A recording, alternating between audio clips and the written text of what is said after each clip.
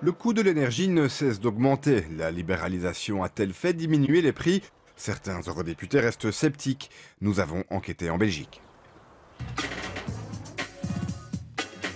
19 degrés, c'est la température ambiante au salon chez les De Smet, idem à la cuisine ou ailleurs dans la maison.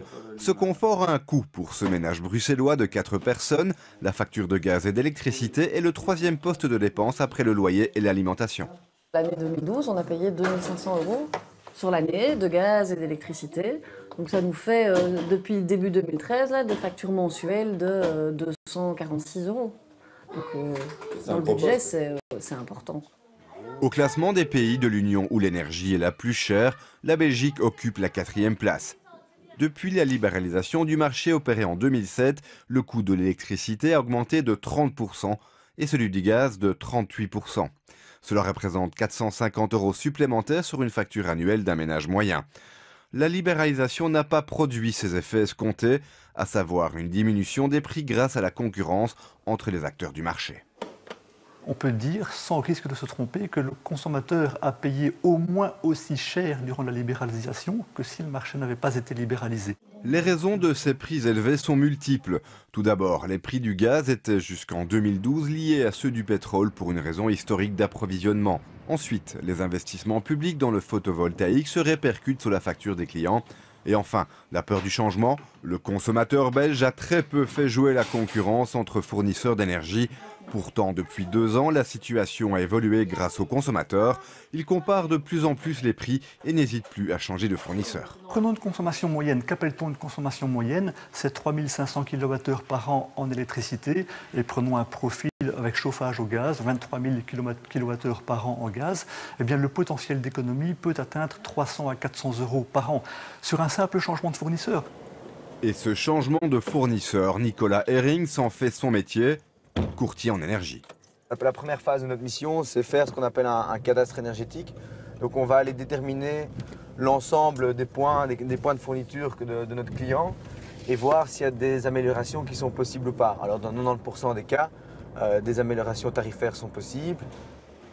Bonjour Didier. Bonjour Nicolas. Ça va bien? Ça va bien, ça va bien. Écoute, je viens un peu faire le point au niveau des rapports d'économie ici pour Tilien, un peu voir ensemble ce qu'on a déjà fait depuis le début du mois de novembre.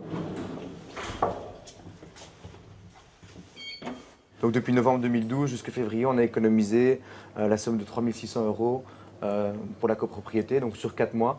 Donc on peut estimer l'économie, si tu veux, sur l'année, même si ici on est dans les mois les plus froids, donc avec un peu de prudence, à 5 000, 5 500 € sur l'année, ce qui représente quand même 10 à 15%. Sur une année complète? Sur une année complète, donc 10 à 15% de la partie énergie. Dans le bâtiment, on a 2 chaudières au gaz à condensation, donc à haut rendement, qui assurent le chauffage d'une 70aine d'appartements, ainsi que la production d'eau chaude pour l'ensemble du bâtiment. L'avantage que cela représente, c'est clairement pour nos clients, les copropriétaires. Grâce à ce partenariat, ils bénéficient de prix négociés et préférentiels pour leur approvisionnement en gaz. Dans ce cas-ci, la libéralisation a fonctionné. Depuis 2012, la partie énergie proprement dit d'une facture ne représente plus que 38% du total.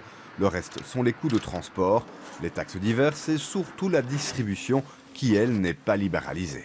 On regrette de voir que depuis 2008, les tarifs de distribution sont à la hausse. Ça peut sans doute s'expliquer par le fait que les distributeurs sont détenus par les communes et que du côté des communes, on retrouve des connexions avec les décideurs qui adoptent les lois et les règles au niveau régional et fédéral.